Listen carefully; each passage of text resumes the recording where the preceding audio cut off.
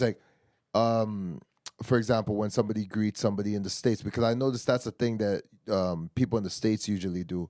Hey, king. Hey, queen. Black Mostly queen. in the conscious community. It's not Yes, everybody. yeah, unconscious. Yeah, communities conscious. do that, Yeah, but- okay, yeah, conscious communities. But there's only one king. There's only one queen. So when everybody's being referred to as a queen or king, doesn't it devalue just that message? There's in not itself. only one king or one queen. You had multiple monarchs ruling simultaneously on the continent. Okay, you're right about that. But in terms of who they're saying, who's a queen, who's a king? The reason I don't think it's devalued because I don't think we use it enough. Most black women are referred to as bitches and hoes. You understand? They're not treated as royalty.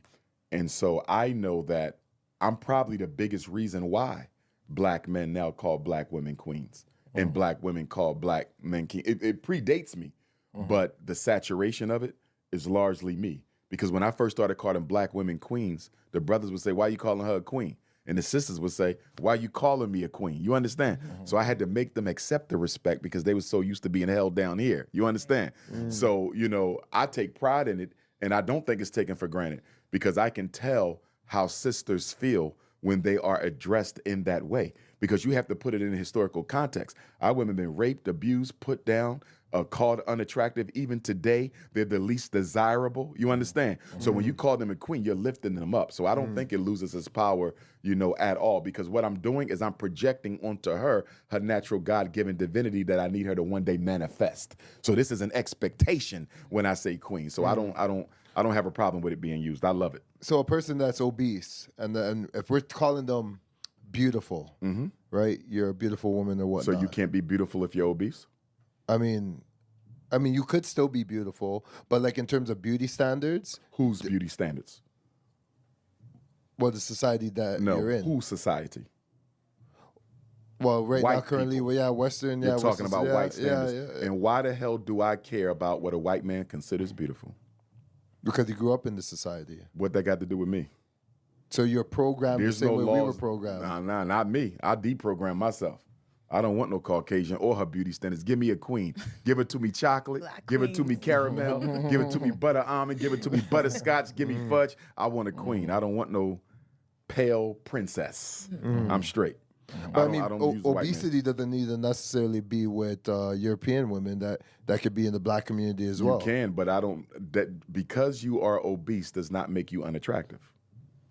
And you also have to make sure that we're not assuming that the obesity is strictly due to lack of dietary discipline, because you can be obese for genetic factors, you could be obese for medical factors, you could be obese for psychological factors. There's a lot of reasons why people are obese that has nothing to do with food. In fact, one of the biggest reasons that we do overeat, and black women in particular, is because when you are eating and drinking, the process in the brain that allows you to experience depression and anxiety, it is arrested while you are eating. In other words, we are calmer when we eat. This is why when somebody wants to get you to close out a deal, they'll invite you to lunch. Let's go to dinner and talk about that. Because if I get you comfortable, you're more likely to sign on as opposed if you're not. So people eat to stop thinking about their problems. The biggest reason we have obese black women isn't because they're in love with food.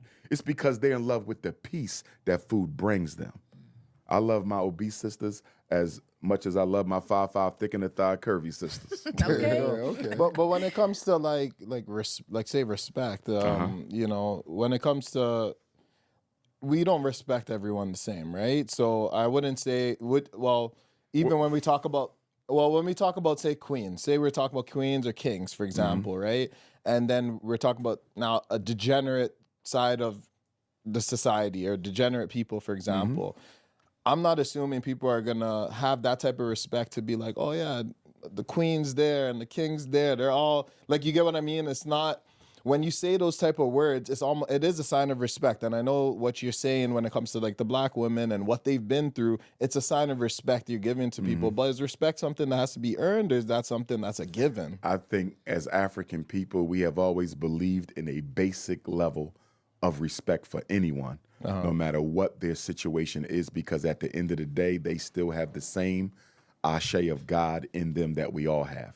So even if you're not living to the standard that we expect of you, you would not be alive if God didn't still believe in you. Nobody's here by accident. And everybody has to bear their own cross and go through their own situations. So even if a sister is selling her body, even if a brother is strung out on alcohol, he still has the opportunity to redeem himself. So I'm still going to honor him and respect him the same way I wish he would do for me if I was in the same situation. So I don't change it. Can I criticize him? Yes, I can. Can I pull the sister to the side and say, why you walking around with this blonde weave on? It don't look right.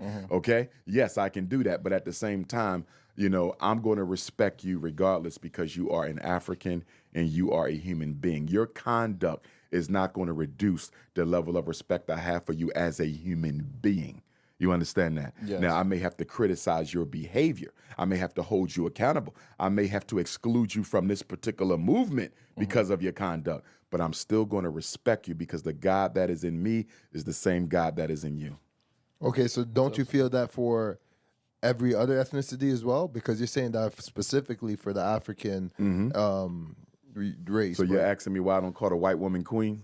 No, yeah. Well, I mean, you just We're said doing you all have to. black women. You just Black said we have to queens. respect all human beings. Right, but So that's the thing. Right, but when I call a sister queen, this is an in-group title of respect I'm giving to my women. It ain't got nothing to do with the Arabs, the Chinese, the Latinos, the East Indians, the Jews, or the Caucasoids. This is for black women only. I will respect white women, sure. I respect all humanity because I'm an African. So if a white woman is coming and I need to hold the door, I'm going to hold the door. If a white kid needs my help to get out of special ed or help his mom stop him from being expelled from school, I'm going to help him, and I do. Okay. You understand? But my priority and my obligation is my own people. No other group counts more than my own. And we don't count more than them. The problem with African people, because we've been so brainwashed by religion, we think we have to love other people as much as we love our own folks, and we never get any specialized attention because of that. That's when you hear Negroes say, I don't just love black people, I love everybody. That's just their way of saying you're not special to me because you're black, and that's a problem, because a Jew is always more special to a Jew than a non-Jew. An Italian is always more special than an Italian than a non-Italian. Only with black people do we not give ourselves a special level of honor in comparison to other groups. So